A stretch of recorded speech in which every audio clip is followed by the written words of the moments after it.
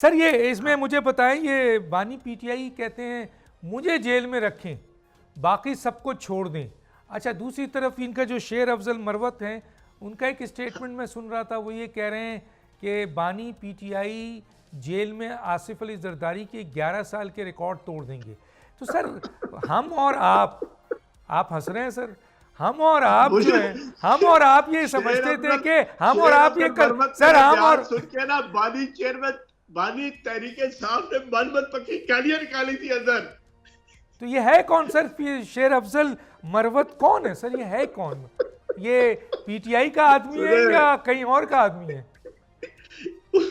उसने कहा कि वाहिद सियासतदान बानी तहरीक इंसाफ है जो 15 साल का रिकॉर्ड तोड़ेगा। उसने कहा 15 साल का रिकॉर्ड तोड़ेगा। तो ये क्या है सर? इनके पक्के इरादे हैं बानी तहरीक इंसाफ को अंदर रखने के। ये जितने हैं ना सारे के सारे मुकमुकात किए हुए हैं। सुन ले, मैं तो कई अरसे से जो टॉक शोज में कह रहा हूं, बैरिस्टर गौहर से लेके लोकल लेवल का भी, जो डिस्ट्रिक्ट लेवल का भी ओहदेदार है, सारों ने अपने मामला तय किए हुए हैं। जितने एमएनए एमपी और सेंटर बने हैं, सब ने अपने मामला तय किए हुए हैं। सबसे बड़ा लोटा और सबसे बड़ा मामला तय करने वाला हामिद अली खान है।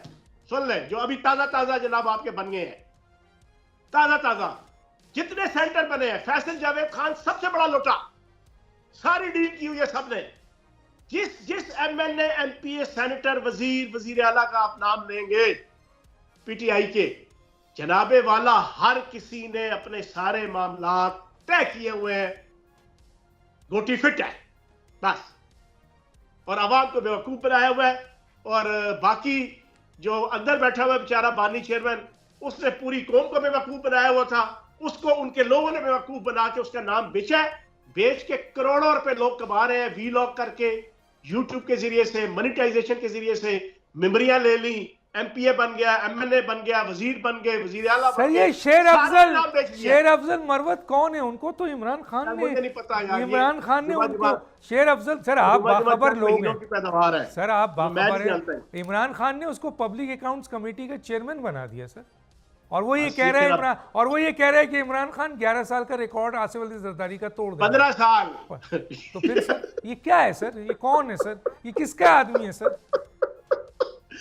सर आप मुझे बता रहे, असद कैसे मेरा भाई है। हम पिछले 30-35 साल से जनाब जमात इस्लामी, जमीयत और पासबान, शबाब मिली में हमने इकट्ठे काम किया। फिर 17-18 साल हमने, 20 साल हमने जनाब इधर पीटीआई में किया। मैं हैरान होता हूँ, अभी आज से 2 दिन पहले जनाब अपनी खोई हुई साख बहाल करने के लिए इनमें से हर बंदे को शक की निगाह से देखा जा रहा है।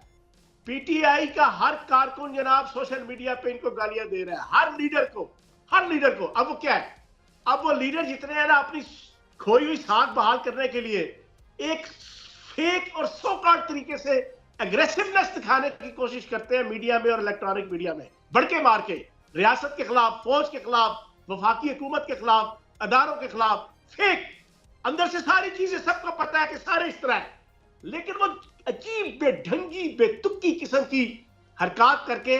और फिर दूसरी बात यह है, ओ भाई आप परफॉर्मेंस की तरफ तवज्जो दो।